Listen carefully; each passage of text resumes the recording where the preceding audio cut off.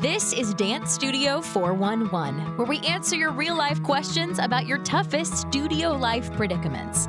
Parent problems, teacher turnover, student challenges, policy dilemmas, and so much more.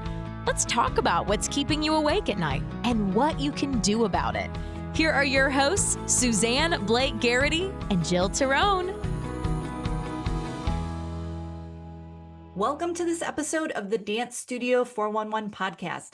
I'm Jill Tirone, and today I'm sitting down with Bill Brown from Gerriets, a global leader in dance flooring solutions for over 75 years. From Marley to touring-ready portable floors, Gerriets has designed high-performance surfaces for studios, stages, and companies worldwide. We had such a fun conversation today. Bill loves what he does, and his technical theater background gives him a great advantage to helping studios with their dance flooring.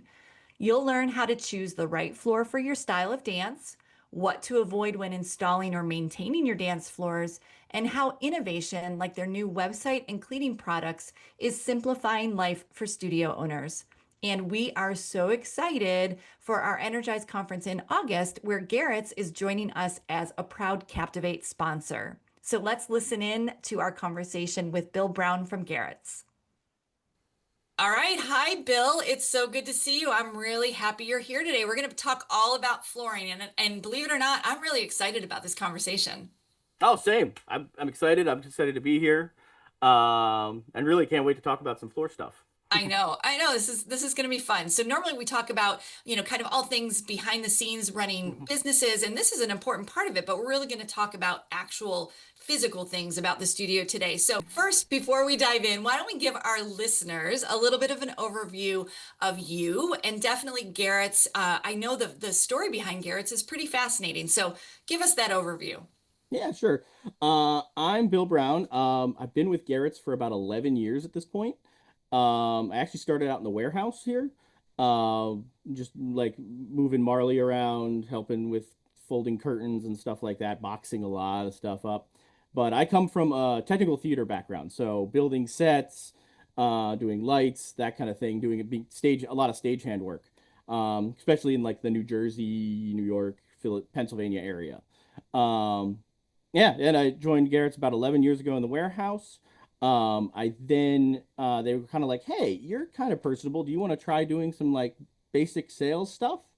And I was like, sure, why not? I don't really want to be lugging Marley around all the time. Because it's great stuff, but it's heavy. Yeah. I can't blame you there. It's definitely heavy. Exactly. And then I have a kind of a side gig of doing a lot of photography and stuff. I did it a lot for like theater and event kind of photography. And they noticed that and they're like, hey, you want to maybe take some photos, product photos for a new catalog and stuff like that. And that's how I got into the marketing side as well. So now I do a bit of the sales, do a bit of marketing. So yeah, that's what I do. As for Gerriets, we started in the 1950s over in Europe. Hans Gerriets, he started, he had a lot of connections in the textile industry, and a lot of the theaters in Europe had been bombed out from World War II. So in the local one, Freiburg, Germany, the Freiburg Opera House, I believe is called, he wanted to help make the curtains for that. So he helped make the curtains. And those are really intricate, very elaborate curtains. And then he started doing that. And he started selling more to different theaters all around Europe. Then so then that kind of started our curtain business. In the 1960s, we developed what is called the opera cyc, which is a big giant projection screen. And basically we developed the welding technique to weld the PVC together to make these very large, basically translucent backdrops that you see in the back of most theaters. And then in the 1970s is how we got into dance floors. So in the 1970s, we made our first reversible Marley floor. So black on one side, gray on the other. And it was one of the first truly dedicated Marley dance floors. Before that, they were made by a company named Marley not Marley Floors, but Marley. I believe they were based in UK, and I'm not even sure I don't even think they exist anymore because they got out of the Marley business. they did that, and basically they were like a vinyl roofing company, I believe. And theaters realized like, hey, our floors aren't the best for dance, and they started laying this stuff over the theater floors, and dancers like that, and that's how it kind of ended up back in studios too, because they wanted to be dancing on what they were performing on. So eventually these things like evolved, and like, hey, we have specific floors now that are for specific types of dance and stuff like that. Um, so yeah, as I said, and then the we kind of stayed in the entertainment industry for truly a couple decades. And it wasn't until about like 8 years ago we decided, hey, these dance studios, we really like they're using the same stuff that these theaters are using. Why aren't we trying to market this towards them? So we started going to trade shows and stuff like that, and really listening to customers and seeing what they need, what you need in the dance studios. And we started kind of refining our dance floor line for that. I love that. I love that you're coming to trade shows now and listening. That's really Hmm. important because you're taking what you're learning from the actual users of the Marley and putting it into place. And you're going to be coming to Energize, which we can't wait for, as one of our big Captivate sponsors. So we're super excited to have you there, as you mentioned, the trade shows. So Hmm. why don't you, that's a great segue into now talking about why the flooring actually really matters in studios. And I think everybody kind of has a good idea, but when you're talking to the studio owners and you hear their needs, what's kind of coming out and what are we trying to solve with the flooring? So basically, the big issue nowadays is that most of dance studios that are constructed new, unless you're building it in like an old warehouse or something, and even then, 75% of the time, it's concrete, right? And then a lot of times they'll try to finish it with like a tile or something like that on top of it. And that is not conducive to dance and will actually injure you when you dance on it for a long period of time. So what you're trying to do is get enough like cushion so you're not going to dance injure your joints after dancing on it for months and months and years and years and years.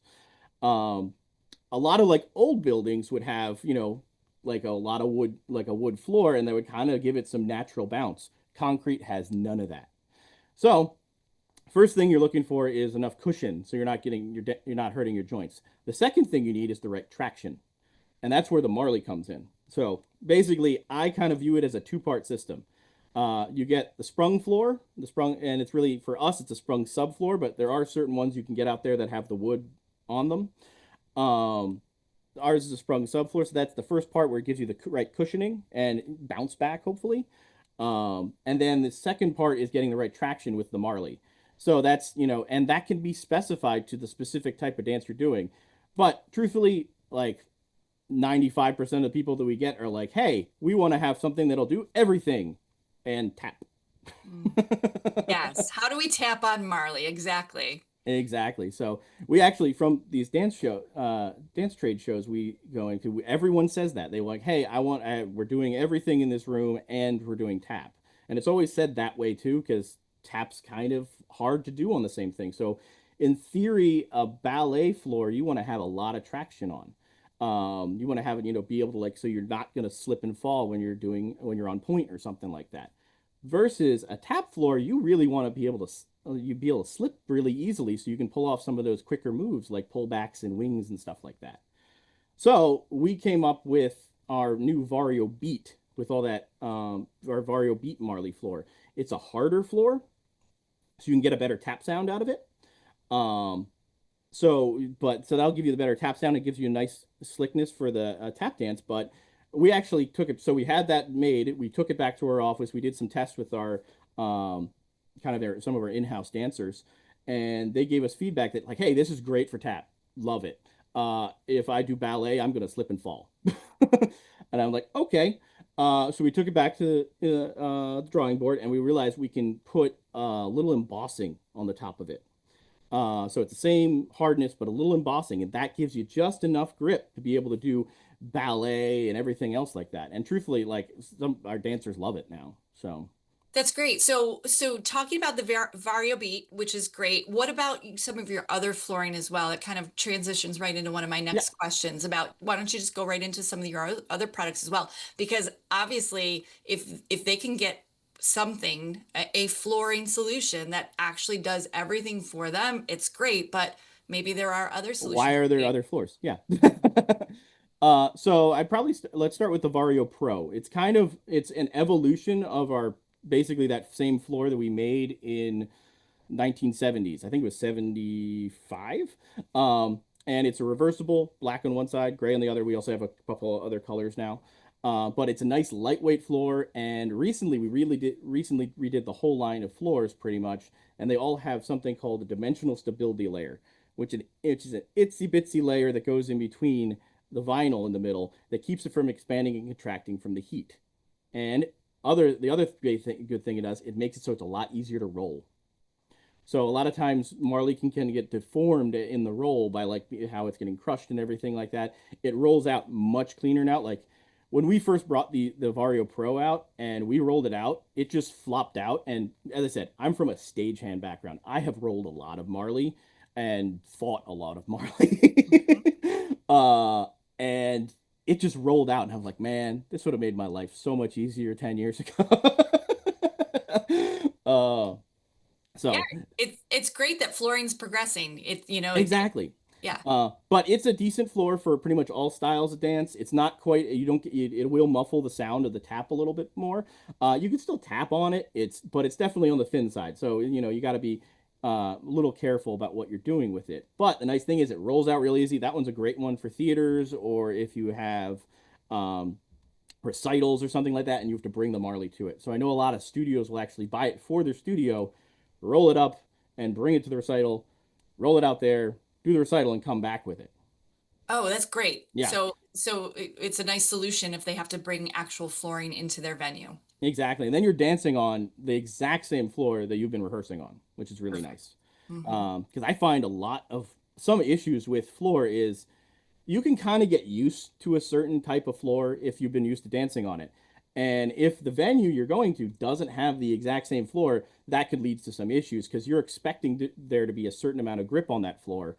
Um, and either it's not there or there's too much, and both can be problems for you. Yeah. Yeah, it's tricky. What's the one of the most common mistakes you see studio owners make as they're putting flooring in or making a decision about flooring? Uh, as they're putting it, like first thing, as I said, is ignoring the subfloor is a really big thing. You really need to like look into that. And I feel like people are like, I just want to buy Marley and put it down on the floor and get dancing right away. Which totally understand. We want to get out there and you got to have income coming in by having people dance, right? Um, but you really need to have a sprung floor. What we found in, let's say, what we found over the COVID lockdowns is we would sell these little dance mats that were basically just like a 5 foot by 10 foot piece of Marley. People would roll it out in their basements and they would dance on it. Every single time I'd try to be like, hey, you probably need to put some kind of cushioning under it. Even if you're just doing ballet or something, you need to have some kind of cushioning, whether it's like those little foam mats or we have like something called Vario Elastic, which is like kind of like a carpet pad that goes underneath it. Um, yeah, and you need something there, if not a sprung floor.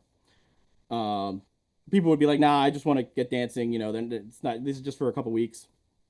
Uh, Uh, uh, yeah, and then I get a call 3 months later, being like, "Yeah, my son or daughter is having some joint issues now, and they're aching." And I'm like, "Yeah, you need to have that cushioning under it." So so that's really really important. subfloor is the key, is what you're saying. Hmm. Yeah, it's Yep. good to know. I'll full disclosure, I grew up in a rural studio and we danced on concrete floors. Hmm. And boy, I feel it today. There's no Exactly. doubt about it. No doubt Yeah. about it. My Um, sister actually, she was similar. She grew up dancing. She was a dance teacher for a while. Now she's a regular teacher, but she was on like it was like just the basement of a church. mhm. Like I don't think there was anything in there. And I Yeah. was like, oh my. And now I'm going looking at like, how did you do that? And I think what happened was we lived in a very old house. So when she was practicing, those floors bounced naturally. Yeah, there's a little bit of give. And some of those city studios are really kind of awesome because they're old warehouse buildings and they're Hmm. all wooden floors, but they have that give. They have that little bit of bounce to them, which is Hmm. good. But you're saying even so, even if it was a studio like that, subflooring is still important because it'll Yep. level everything out. You want to prevent injuries. That's a really important thing too when you were talking about making sure that there is enough traction in the flooring because we've all been on slippery stages and slippery floors and it's not really comfortable. You don't dance as well. And that's one of the things too. We want all of our students and everybody to feel really confident and really Hmm. comfortable when they're dancing. Exactly. That's why it's important to like look at these ones because, as I said, we have ones that are specific out. Like I didn't talk about them, but like there's ones that are specific for really good for point and ballet, but you wouldn't necessarily want them with tap dance. Like you can probably tap dance on them. It's not gonna be easy because those ones have a lot of traction. Sure. Um, Versus, as I said, we talk about like if you want to have like a really slick floor, and a lot of wood floors are this way too. If you want a slick floor, they're good for tap, but you're probably gonna have less traction for ballet and everything like that, where you want to have that grip. Absolutely.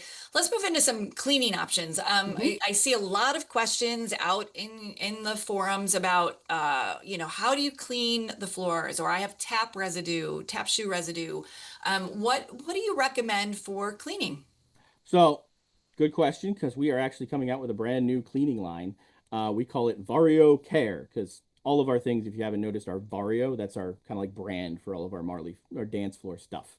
So Vario Care. So we have a new one called Vario Daily Clean, which you can get the idea. This is the one. This is the really low impact. It just gets kind of a little bit of like daily grime off of it, and if you just do that like every day, you should keep your floor pretty well. But obviously there are times when you need to have more of a deep clean. So we made a product called Vario Deep Clean. I know we're great, great at those names. Original Uh, names, but you know exactly, what? It really explains it well. exactly, and that's one you can probably do like every like few months, if you feel the need, and that really gets a lot of that grime, some of the like really like those really tough scuffs. That one it takes a little bit more to get it in. You have to like use a little bit. You have to. It's usually recommended to have like a little um like a slightly abrasive scubby. We usually don't like having abrasive stuff, but we have a specific one we've tested that works really well with this. Usually we say like, hey, you want it like for most cleaning, you want to make sure there's no abrasiveness, um, neutral pH cleaner Mhm. kind of thing. Um, and if you want to bring some like life back to your floor, we have something called Vario Protect, which gives you a little bit of a protection layer on top, and it kind of makes your floor a little more vibrant. So it will kind of bring a little shine back to it, um, without affecting the surface of the floor, which is great. So that one usually is one you'd recommend after you do a deep clean. You put that on. It's kind of, yeah, just to like give you that shine again. Like the deep clean will work, but it's kind of make it keep it so it'll be kind of like a like dull black. This will give you a nice kind of almost a little shinier to it. I love it. That makes a lot of sense. And definitely doing that daily clean and just Hmm. taking care of the floors is really important. Garrett's has been around for a long time and you've been with them for quite a while too. What else besides some cleaning products is, what's new with Garrett's? What's coming? Well, we actually just are about to launch our new dedicated dance floor site. So you can go there. It is www.gerrietsdancefloors.com with an S at the end. And that should make it so it's a lot less confusing. So like right now, when you go to our site, gerrits.us, you're going to see theater curtains, projection screens, a bunch of stuff that you don't need for the dance studio world. Like they're kind of cool to look at, admittedly, but for dance studios, you really don't need to look at that. So it gets distracting and confusing. So we're making this thing just for dance studios, just for the dance industry. Should make it a lot easier to get in contact with us and get a quote, really figure out what floor you're looking for and stuff like that. Great. We're going to put that link right in the show notes so you can Mm-hmm. link out to it, which is awesome. So having that dedicated space for those studio owners to go to is really going to be helpful, Mm-hmm. I'm sure, for you. Bill, you ready for a few rapid fire questions as we wrap this up? All right, let's go for it. All right, I'm I'm gonna put nervous. you on the No. hot. I'm gonna put you on the hot seat because again, you're coming to our Energize conference. You're gonna help us out a little bit there Mhm. too. So we're super excited. Energize, if you guys haven't heard about it, go to energizeconference.com. It's in August. We are super excited, and you're gonna be there as well. So let's get down to some fun questions. All All right, right, I'm these ready. shouldn't be too hard, but I like to do a little hot seat rapid fire. Okay, we already talked about this, but if you had to name another common mistake besides forgetting that subflooring, what would you say that a mistake is that studio owners make? Truthfully, wrong cleaners. That's Mhm. that's a big thing. I've basically a lot of times I've had people come to me being like, "Hey, our floor is too slippery, too something or other, too slippery, too sticky." It's a lot of time it's because they used the wrong floor. A lot of times they hired out a flooring like cleaner to come in, and they just use whatever flooring cleaner they had available. And as I said, even like it's really important to use like if you're not having our floors, go to, whoever you're getting your floors, look for their cleaner. You want to usually use the prescribed one, or in the very least for our floors, you want to at least use a pH neutral floor cleaner um, that is non-abrasive. Those are the two big things. What I really saw is another thing that happened during COVID is that because everyone was doing a lot of cleaning, like multiple times a day, and not necessarily with the regular cleaners. They were usually using a lot of like disinfectants and stuff like that, and a lot of those have a pH that is crazy. Uh, so like it would actually start degrading the floor. Yeah. So as I said, that's probably the number one thing is just using the wrong cleaner. Yeah, and I like how you mentioned too, if you're using the wrong cleaner or not the right cleaner, it could make it either sticky or maybe more slippery. And it's not necessarily a problem with the floor at that point. It's what cleaner you've been using. Exactly, because that just degrades the surface in different ways. So Yeah, makes sense. Okay, one word to describe the perfect dance floor. I would say unique. You want to have your floor be unique to your theater. Like you need it personalized to your studio. You have to think about what kind of dances you're doing in this studio. And this could be just, in each individual studio. You can have one tap, one ballet. You have to think about which ones you're doing. You have to think about what the subfloor is. Um, and those all can end up meaning you need a different kind of pairing of floors than, and obviously your economic situation. Like this could mean a different kind of pairs of floors for people. So as I said, I kind of view it as like when I talk to a customer, I want to try to find what their floor is, not just give them, hey, this is probably the one to work. That makes so much sense. And it really, I love that you take into consideration the actual studio and what they're using it for, maybe how their growth too, right? Where they're going to go in Exactly. the future. Some of our sprung floors, a lot of them are like, hey, you can actually move them. Like you can, if you do it certain ways, you can actually, instead of gluing it together, you can have it so they're just screwed together. That means, hey, you can move it to the next studio, and then maybe you just need a couple extra panels here and there instead of buying a whole new thing again. So good. What, talking about installation and maybe moving it into another place, what's your go-to advice for a studio who's installing their floor for the first time? Ask questions. Mm. Feel free to ask questions. Just feel free to reach out to us, phone call, email. Um, Usually ask any questions you have. We try to be like, hey, we're giving you a nice installation guide and stuff like that. But really asking questions up front helps tenfold. Hey, it's like sometimes like even on like delivery of stuff, because especially when you're talking about these floors, these aren't coming UPS. These have to come freight. So you need to go there, and you need to sometimes have people waiting. They're not going to show up at, during well, I know a lot of studios aren't even open during regular business hours. So Mhm. you have to kind of schedule time to have it. And sometimes you even need a crew to help offload it because the one guy in the truck isn't going to offload like 6 pallets worth of floor into your studio upstairs and stuff like that. Exactly. Their job is to kind of get it there, maybe just initially get it off, but what you do with it from there. So that's great because, yeah, you would think, okay, here comes the floor, but then, oh, I need Hmm. actual help once it gets here. Exactly. So I think that any just asking questions like, hey, how does this go to with this thing? Which floor is right? And all of those things. Feel free to ask questions. That's the number one thing I think would probably be the best thing for a new studio owner. Yeah, and the easiest. Mhm. What is your favorite part about working in the dance flooring industry? I really enjoy helping people make art. Like I came from that the technical theater background. I come from that backstage background. I want to help people make the best art they can. And whether that's me quoting a curtain to the, an opera company somewhere or a theater company, or is that getting the right floor to the right dance studio to help these kids, make sure they're really healthy when they get to be on, Broadway and stuff like that. Like, it's really, that's the thing I really like. It's like helping people make art. I love that. And last question, what's the coolest venue or company that Gerriets has worked with?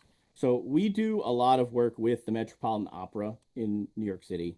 And we've truthfully, other offices of Gerriets have done stuff at like the Royal Opera House. Those are all cool. One of the personal ones that was really cool that I worked on was, I think it was on Broadway last year, the show Illinois. It was a show about like with Sufjan Stevens songs in it, and it was kind of like Moving Out, where it was like a very, very dance oriented Broadway show. And I got to provide the floor for that, and I got to go see it in there, and they used a really cool one. It was actually a yellow Marley floor. So, and like they were like, "You have a yellow Marley floor?" I'm like, "Yes, we do." So that was really cool, and I got to see that, and like that was a really powerful production too. So like I was happy seeing that one. Oh, I love that. Bill Brown from Gerriets. Gosh, this has been a really fun conversation. Who knew that talking about floors could be this fun on a Friday afternoon as we're recording this. So, gosh, thank you so much for your time. And I know this has been really helpful because I think we've just answered a lot of the questions that our studio owners and those listening in really do have when it comes to their flooring.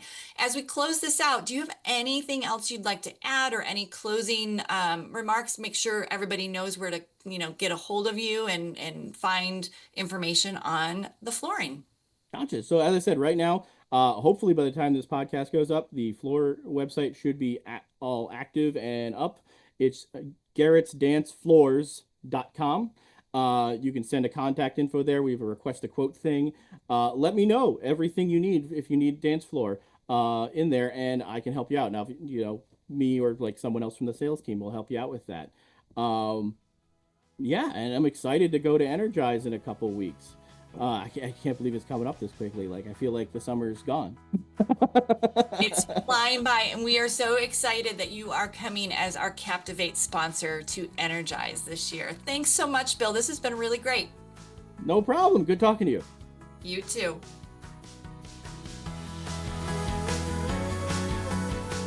Thanks for listening to this episode of Dance Studio 411. Visit us online at dancestudio411.com for more great resources and to submit a question for a future episode. Our #1 goal is to help you build a successful dance studio business and keep your passion for dance alive.